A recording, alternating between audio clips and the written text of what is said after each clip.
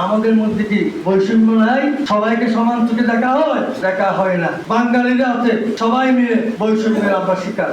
এখানে পাহাড়ি আছে, অপাহাড়ি আছে। পাহাড়ি মানে যারা দীর্ঘদিন ধরে পাহাড়ে বসবাস করতেছে, জঙ্গলে জঙ্গলে আছে তারা। এখানে বাঙালি আছে, মুসলিম আছে, হিন্দু আছে, বৌদ্ধ আছে, খ্রিস্টান আছে, লুসাই আছে, বম আছে, খিয়াং আছে, চাকমা আছে, মারমা আছে, কুকি আছে, কুবি আছে, সবগুলো আছে না? 11টা কি আছে উপজাতি সহ। আচ্ছা, আমরা কি সবাই স্বাধীন দেশের নাগরিক? বলেন ঠিক কিনা? আমরা কোথাকার নাগরিক? স্বাধীন দেশের নাগরিক। তাহলে এখানে স্বাধীন দেশের নাগরিক গুলোকে ডিভাইডেড করে, আলাদা আলাদা করে নাগরিকের মধ্যে এই বৈষম্য কারা সৃষ্টি করেছে? কারা সৃষ্টি করেছে? গত 53 বছরে যারা শাসন করেছে তারা প্রত্যেকেই এই বৈষম্য তৈরি করেছে। বলেন ঠিক কিনা?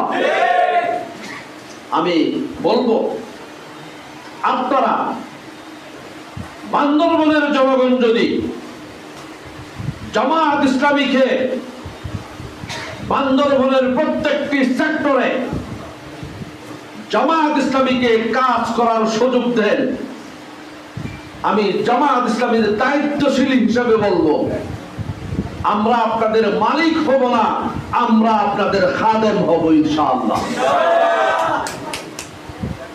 আমরা নেতা হব না, আমরা আপনাদের সেবক হব ইনশাআল্লাহ। এখনো নেতা নয় আমরা, আমরা আপনাদের সেবক। ঠিক কিনা? আপনাদের বিপদে আপদে জামায়াত ইসলামীর লোকজন যায় নাই? গেছে। 5 তারিখের পরে মন্দিরে মন্দিরে আমাদের লোকেরা পাহারা দেয় নাই? আপনারা কি টাকা দিয়েছেন? আপনাদের কাছ থেকে কি আমরা টাকা চেয়েছি? পয়সা চেয়েছি? না। আমি গুরুত্বপূর্ণ মন্দিরগুলোর সামনে আমি নিজে গিয়ে দাঁড়াইছি এবং কালাম ভাই গিয়ে দাঁড়িয়েছে, কালাম ভাই সহ। এই লামার এই মন্দিরে আমি নিজে ঢুকছি, ফারুক ভাই সহ। এবং রাত্রে খোঁজ দিয়ে খবর নিয়ে বলেছি জামায়াত ইসলামীর নেতৃবৃন্দদেরকে, কর্মীদেরকে, খবরদার কোন অমুসলিমদের গায়ে একটা সরিষা জাতীয় না পড়ে, এই বিষয়ে আপনাদেরকে সতর্ক থাকতে হবে। বলেন ঠিক কিনা? আসুন, আমি বলবো আপনাদেরকে, জামায়াত ইসলামীকে আপনারা স্টাডি করেন, জামায়াত ইসলামীকে বুঝেন ভাই। ঘরে ঘরে কথাগুলো বুঝতে বলেন। আমরা আমাদের কথা পরিষ্কার করে দিচ্ছি, জামায়াত ইসলামী এদেশের নেতা হতে চায় না, এই জাতির সেবক হতে চায়। তবে জোর করে নয়, তবে জোর করে নয়। যদি আপনারা সেবা নিতে চান, জামায়াত ইসলামী সেবা দিতে প্রস্তুত। যদি আপনারা না চান, আমরা রাতের অন্ধকারে ভোট ডাকাতি করে কিংবা প্রভাবিত করে ভোট সেন্টারের ভিতরে গিয়ে টেনে নিয়ে সিল মেরে নেতা হওয়ার খাহেশ জামায়াত ইসলামীর।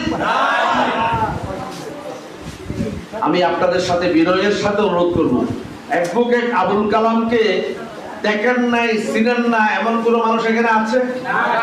আছে? লোকটা খুব খারাপ নাকি ভালো?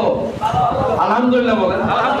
তো এই ভালো মানুষটাকে যদি আপনারা পার্লামেন্টে পাঠাইতে পারেন, আপনাদের টাকা পয়সা সব খেয়ে ফেলবে এমন ভাবা যাবে? যাবে? আপনাদের লাভ হবে? যদি লাভ হয়, আল্লাহ তুমি, মানুষ সাক্ষী দিচ্ছে, তুমি তার উপর রাজি থাকো। আপনারা ইউনিয়নে ছোট ছোট মত বিনিময় সভা করেন। আমি যাব, কালাম ভাইকে নিয়ে যাব, আমি যাব, কালাম ভাইকেও নিয়ে যাব। 11টা উপজাতি আছে, আমাদের মধ্যে কি বৈষম্য নাই? সবাইকে সমান চোখে দেখা হয় না।